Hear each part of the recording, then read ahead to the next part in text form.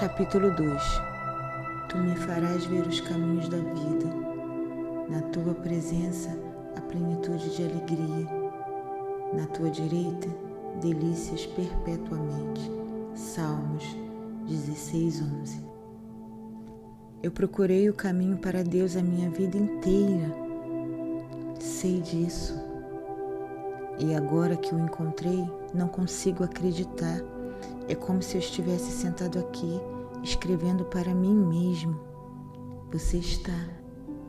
Isso não corresponde à minha ideia do que seria uma comunicação com Deus. Você quer elementos impressivos e supérfluos? Vou ver o que posso arranjar. O Senhor sabe que algumas pessoas considerarão todo este livro uma blasfêmia, especialmente se continuar a mostrar-se como alguém tão sábio. Deixa que eu lhe explique algo. Você tem essa ideia de que Deus se mostra de um único modo na vida. Ela é muito perigosa. Impede que veja Deus ao seu redor. Se você achar que Deus tem apenas uma aparência e se manifesta, ou é de um único modo, deixará de ver a mim noite e dia. Passará a sua vida inteira procurando por Deus e não é encontrado.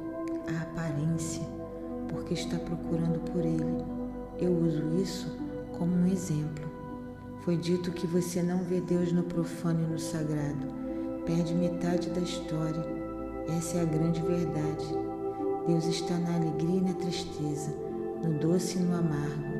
Há um propósito divino por trás de tudo e, portanto, uma presença divina em tudo. Certa vez, eu comecei a escrever um livro intitulado Deus é um sanduíche de salame. Esse teria sido um ótimo livro. Fui eu que o inspirei. Por que não o escreveu? Parecia uma blasfêmia, ou no mínimo, horrivelmente irreverente. Você quer dizer, maravilhosamente irreverente. O que lhe deu a ideia de que Deus é apenas reverente?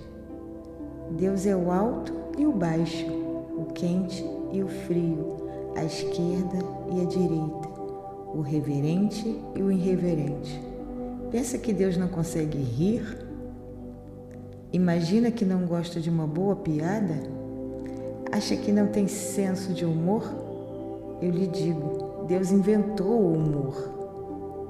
Você tem de falar comigo formalmente? As gírias e a linguagem rude estão além da minha compreensão? Eu lhe digo que pode falar comigo como falaria com seu melhor amigo. Você acha que há uma única palavra que eu não conheço? Algo que eu não vi? Um som que não ouvi? Pensa que desprezo alguma dessas coisas e gosto de outras? Eu lhe digo que não desprezo coisa alguma. Nada é repulsivo para mim. Tudo é vida, e a vida é a dádiva, o tesouro indescritível, o mais sagrado. Eu sou a vida, porque sou o que a vida é. Todos os seus aspectos têm um propósito divino.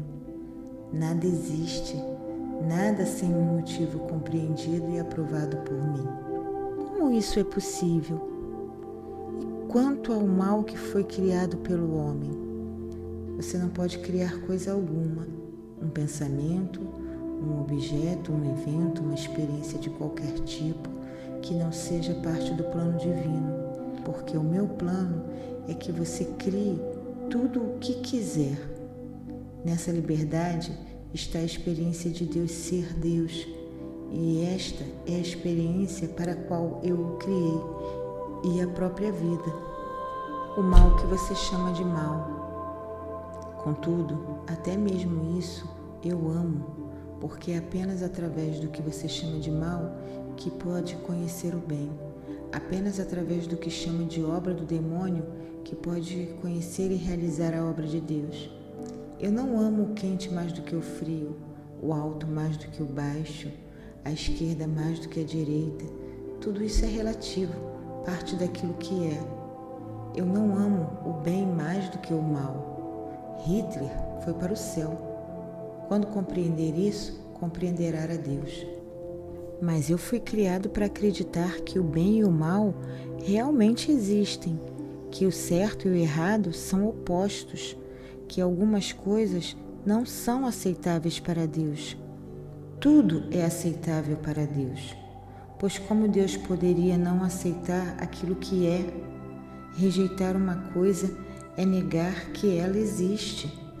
Dizer que não está certa é dizer que não é parte de mim, e isso é impossível. Contudo, mantenha as suas crenças e haja de acordo com os seus valores, porque esses são os valores de seus pais, seus avós, seus amigos e sua sociedade. Eles formam a estrutura de sua vida, e perdê-los seria desafiar o tecido da sua experiência. Ainda assim, examine-os, um a um, parte a parte.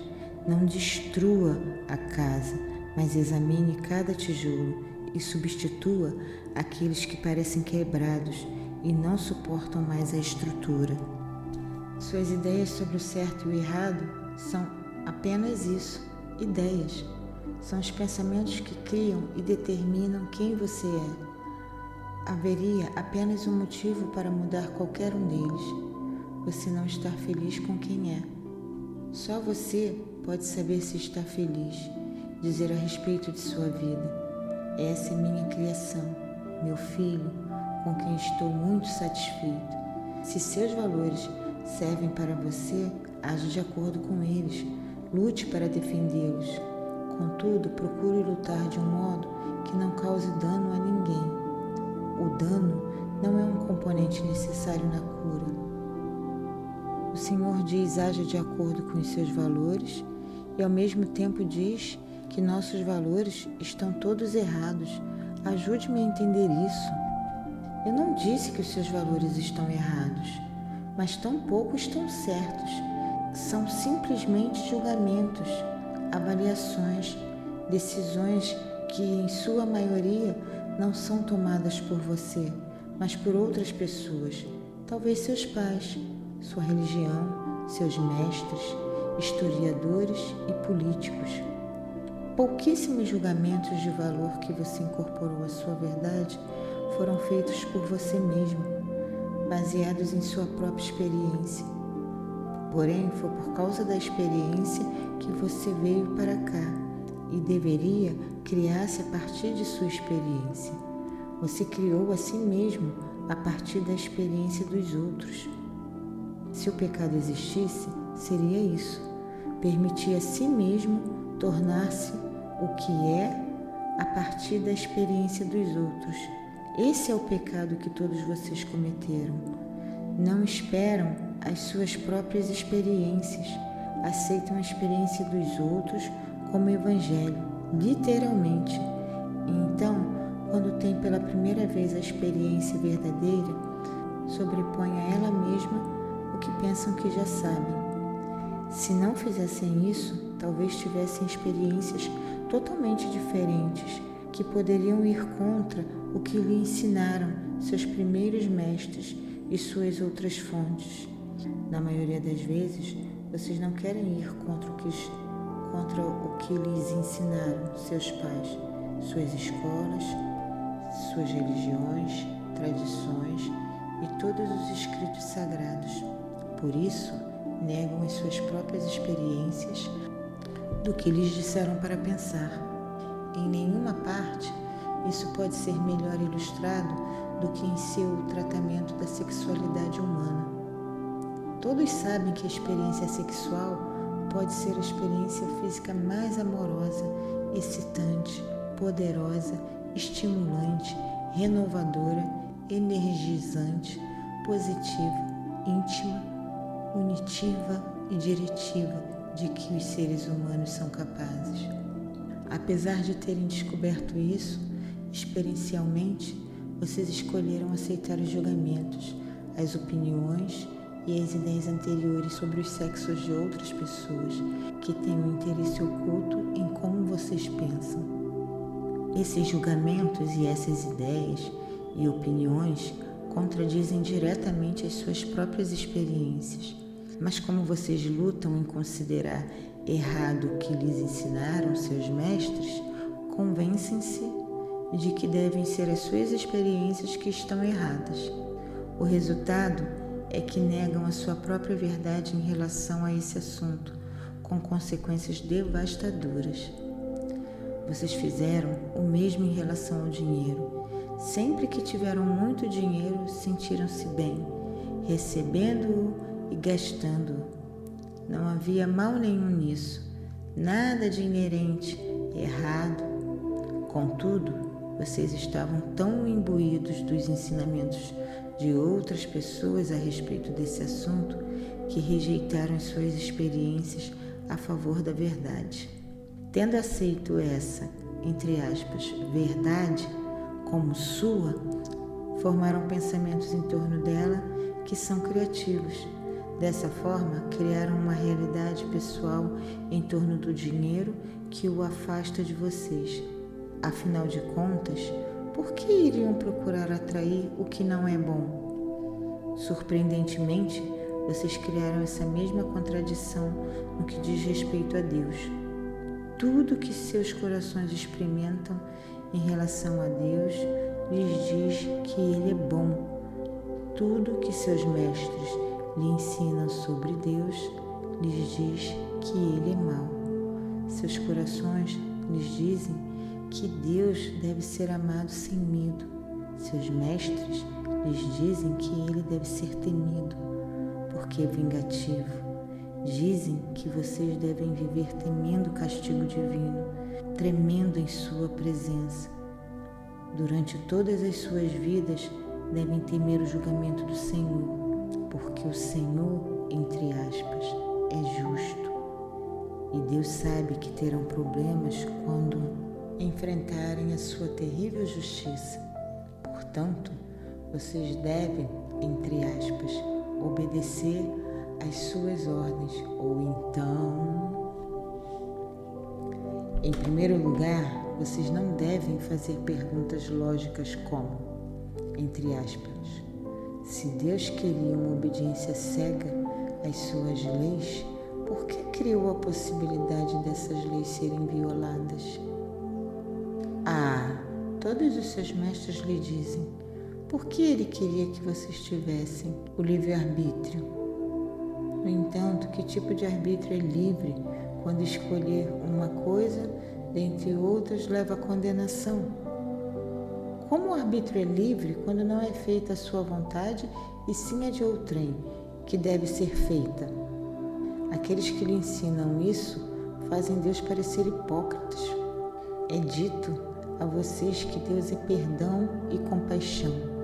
Contudo, se não pedirem esse perdão do modo certo, se não procurarem Deus adequadamente, suas súplicas não serão ouvidas e atendidas.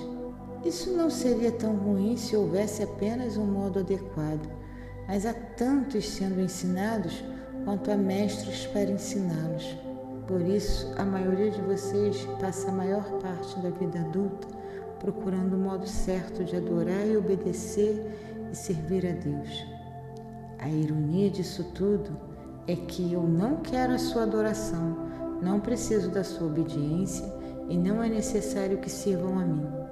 Esses comportamentos são historicamente exigidos dos súditos pelos monarcas, geralmente egomaníacos, inseguros e tirânicos.